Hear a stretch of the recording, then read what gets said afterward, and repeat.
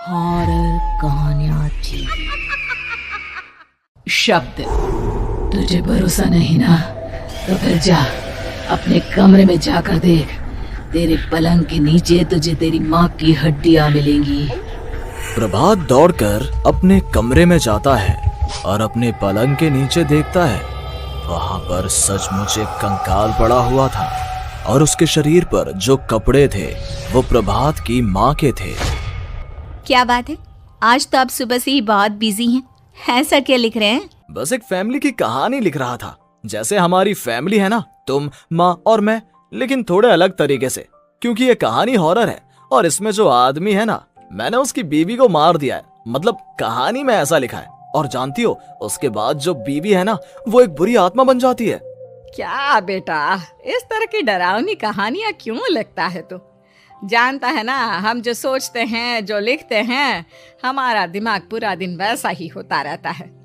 माँ, परेशान होने वाली क्या बात है? राइटर हूँ मैं, मेरा तो काम है कहानियां लिखना। और वैसे भी ये सिर्फ एक कहानी है माँ, कोई सच नहीं है। उसके बाद कुछ दिन बीत जाते हैं। एक रात प्रभात को अपने ऑफिस से लौटने में देरी हो जाती है। रात के लगभग 12 बजे हुए थे। प्रभात जैसे ही अपने घर पहुंचता है, उसने देखा कि उसकी पत्नी दुर्गा डाइनिंग टेबल पर उसका इंतजार कर रही है। आ गए आप? कब से आपका इंतजार कर रही थी। देखिए ना, खाना भी ठंडा हो गया है। अरे दुर्गा, आज तुमने अपने इतने लंबे लंबे बालों को खोलकर क्यों रखा है? तुम तो हमेशा अपने बाल बांध कर रखती हो। वो क्या है ना प्रभात, जब इंसान अपनी जिंदगी से मुक्त हो जाता है ना, तो उसे दूसरे सारे बंधन खोल देने चाहिए। इसलिए मैंने अपने बालों के बंधन भी खोल दिए। ये तुम किस तरह की बातें कर रही हो? तुम ठीक तो हो? मैं बिल्कुल ठीक हूँ प्रभात। अच्छा चलो खाना खाओ। वो क्या है ना दुर्गा, मुझे भूख नहीं है। ऑफिस में कुछ खा लिया था। कोई बात नहीं, मैं तुम्हारे लिए एप्पल काट देती हूँ, एप्पल खा लो। नहीं दुर्गा, मुझे नहीं खाना है, मेरा मन नहीं है यार। तभी अचानक से दुर्गा अपने हाथ में एक बड़ा सा चाकू लेकर प्रभात पर हमला कर देती है। प्रभात अपने आप को बचाने की कोशिश करता है। आज मैं तुझे नहीं छोड़ूंगी, तुझे अपने साथ लेकर जाऊंगी अपनी दुनिया में। ये क्या बोल रही हो तुम? तुम्हारा दिमाग खराब हो गया है। आखिर तुम हो कौन? दुर्गा अपनी गर्दन टेढ़ी करते हुए बोलती है, मैं दुर्गा हूँ, तुम्हारी पत्नी। ध्यान से देखो मेरी आंखों में। प्रभात बुरी तरह से डर जाता है और घबराहट में वो चाकू अपनी पत्नी के पेट में मार देता है। उसकी पत्नी की वहीं के वहीं मौत हो जाती है और उसकी चीख की आवाज सुनकर उर्मिला दौड़ते हुए बाहर आती है। ये तूने क्या किया प्रभात? तुमने अपनी पत्नी का खून कर दिया। लेकिन तू तो उसे बहुत प्यार करता था बेटा। तूने बहू को क्यों मार डाला? माँ, ये आपकी बहू नहीं थी, इसके अंदर कोई बुरी आत्मा घुसाई थी। मैं नहीं जानता ये सब कैसे हो गया, लेकिन वो मुझ पर हमला कर रही थी, मुझे मारने की कोशिश कर रही थी। माँ, मैंने कुछ नहीं किया। ये तूने क्या कर दिया बेटा?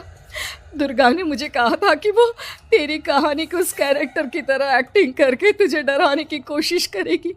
अरे वो तो तेरे साथ मजाक कर रही थी। हे भगवान, ये क्या हो गया? इसका मतलब दुर्गा।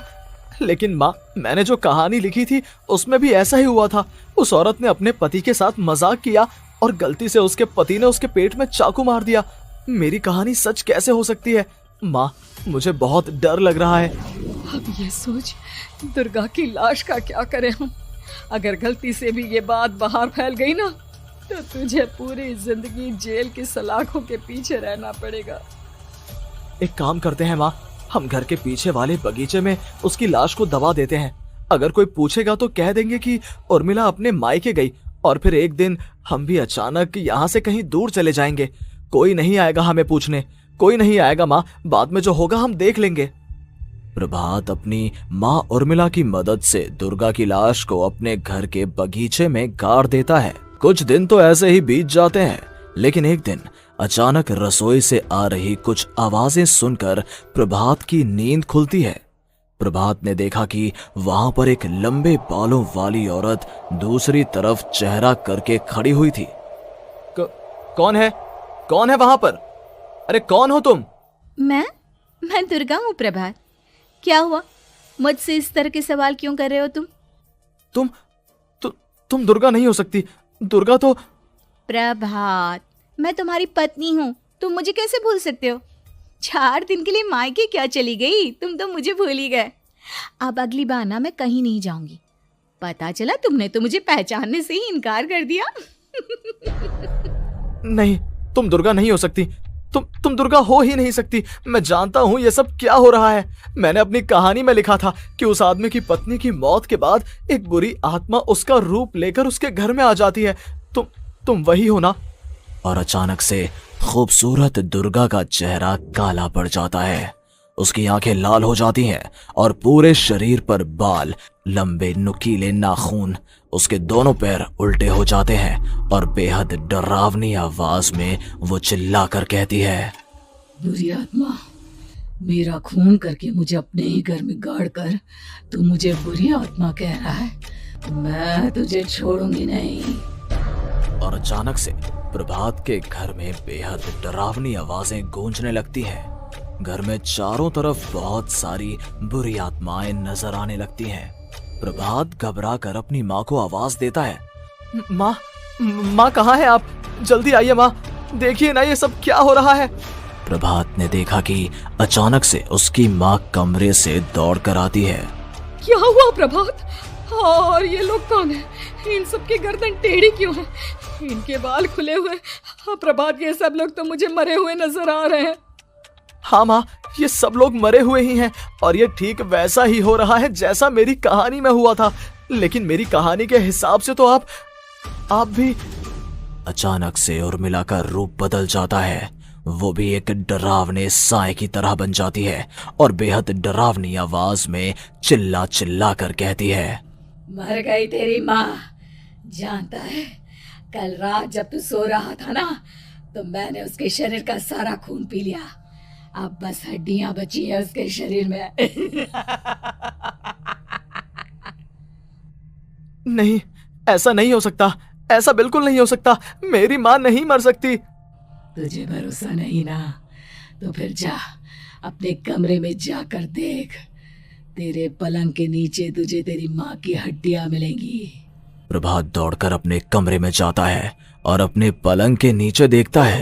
वहां पर सचमुच एक कंकाल पड़ा हुआ था और उसके शरीर पर जो कपड़े थे वो प्रभात की माँ के थे। माँ, अब मुझे कुछ करना पड़ेगा। लेकिन मेरी कहानी में लिखा था कि माँ की मौत मेरे हाथों से होगी, पर माँ तो पहले ही मर चुकी है और वो बुरी आत्मा मुझे भी मार देगी। नहीं नहीं, इससे पहले कि वो मुझे कुछ करे, मुझे उसका काम खत्म करना होगा। प्रभात अपने हाथ में बड़ा सा चाकू लेकर उस बुरी आत्मा पर हमला कर देता है जिसने प्रभात की माँ का रूप लिया हुआ था, और अगले ही पल वो नीचे गिर जाती है और उसके शरीर से खून बहने लगता है। ऐसा नहीं हो सकता। एक बुरी आत्मा के शरीर में तो खून होता ही नहीं है। तो क्या सच में मैंने अपनी माँ को मार दिया? लेकिन अभी कुछ देर पहले तो फिर वो कंकाल किसका है? और ये कौन है? मैं पागल हो जाऊंगा। और अपनी माँ की लाश, इसका मैं क्या करूं? लोग पूछेंगे तो मैं क्या जवाब दूंगा? तभी वहां पर दुर्गा का रूप लेकर जो आत्मा थी उसने प्रभात से कहा, गाड़ दे अपनी माँ को ले जाकर उसी जगह जहाँ तूने मेरा खून करके मुझे गाड़ दिया था। जा, चला जा। घबराया हुआ प्रभात पागलों की तरह अपनी माँ की लाश को लेकर बगीचे में गाड़ देता है। प्रभात की हालत पागलों जैसी हो जाती है। वो अपने आप को अपने घर में बंद कर लेता है। कहानी के हिसाब से तो आगे ये हुआ था कि कहानी लिखने वाले ने उन बुरी आत्माओं से डरकर आत्महत्या कर ली थी। तो क्या मैं भी मर जाऊंगा? क्या मैं भी आत्महत्या कर लूंगा? एक काम करता हूँ, मैं अपनी कहानी का अंत बदल देता हूँ। हाँ, ये मैंने पहले क्यों नहीं सोचा। मैं लिख दूंगा कि कहानी को लिखने वाला आत्महत्या नहीं करता, बल्कि कहीं दूर जाकर नए सिरे से अपनी जिंदगी शुरू करता है। यही सोचकर प्रभात ने अपनी लिखी हुई कहानी को बाहर निकाला और उसे पढ़ना शुरू किया। ये देखकर वो हैरान रह गया कि कहानी का क्लाइमैक्स तो किसी ने पहले ही बदल दिया था। ये क्या? इसमें तो लिखा हुआ है कि आखिर में उस लेखक की पत्नी और माँ दोनों बगीचे में जिंदा दफन थे। बुरी आत्माओं ने उनको कैद करके रखा था और वो लेखक अपनी माँ और पत्नी दोनों को जिंदा बाहर निकाल लेता है। लेकिन ये सब लिख किसने दिया? प्रभात दौड़कर बगीचे में जाता है और वहां पर खुदाई करना शुरू कर देता है। प्रभात देखता है कि वहां पर लकड़ी के 2 बड़े संदूक हैं और उनके अंदर से आवाजें आ रही हैं। प्रभात बचा लो मुझे, अगर थोड़ी देर और हो गई तो वो मुझे छोड़ेगी नहीं। बेटा देखो, मैं इस बक्से के अंदर बंद हूँ, प्लीज मुझे बाहर निकालो, वो बुरी आत्मा किसी भी वक्त मुझे मार डालेगी। प्रभात वो दोनों बक्से बाहर निकालता है और अपनी पत्नी और माँ दोनों को आजाद करवा लेता है। लेकिन तभी वहां पर अचानक से एक बेहद डरावनी और खौफनाक दिखने वाली औरत आ जाती है। तुझे क्या लगा था इतनी आसानी से अपनी पत्नी और माँ को बचा लेगा? बस 5 मिनट और उसके बाद अमावस का चांद आसमान में आने ही वाला है। लेकिन तूने इन दोनों को बाहर निकाल लिया, अब तुझे मरना होगा। नहीं, मैं जानता हूँ मैं नहीं मरूंगा, और अब आगे क्या करना है ये भी मुझे पता है। प्रभात ये बहुत खतरनाक है, हमें मार डालेगी प्रभात, चलो यहाँ से। नहीं दुर्गा, अब मुझे अच्छी तरह से पता चल चुका है कि इस बुरी आत्मा से हम कैसे पीछा छुड़वा सकते हैं। और इतना कहकर प्रभात अपने हाथ में पकड़ी हुई सिंदूर की थैली उस बुरी आत्मा के ऊपर उछाल देता है। कुछ ही देर में वो जमीन पर गिरकर राख में बदल जाती है। ये सब क्या हो रहा था बेटा? ये सब तुम्हारी लिखी हुई इस कहानी की वजह से हुआ है ना? नहीं माँ, पहले मुझे भी ऐसा ही लगा, लेकिन बाद में पता चला कि बरसों पहले हमारे इस बगीचे की जमीन के अंदर किसी को जिंदा गाड़ दिया गया था और बस उसी औरत की आत्मा हमें परेशान कर रही थी। उसी ने मेरे शब्दों में जान डालकर उस कहानी को जिंदा कर दिया था। मुझे माफ कर दो प्रभात, मैंने आपकी कहानी के साथ छेड़छाड़ की थी और उसे बदल दिया था। माफी मांगने की जरूरत नहीं है दुर्गा, तुम्हारे उस बदलाव की वजह से ही आज हम सब जिंदा हैं, क्योंकि आखिर में कहानी में वो हुआ जो तुमने लिखा था।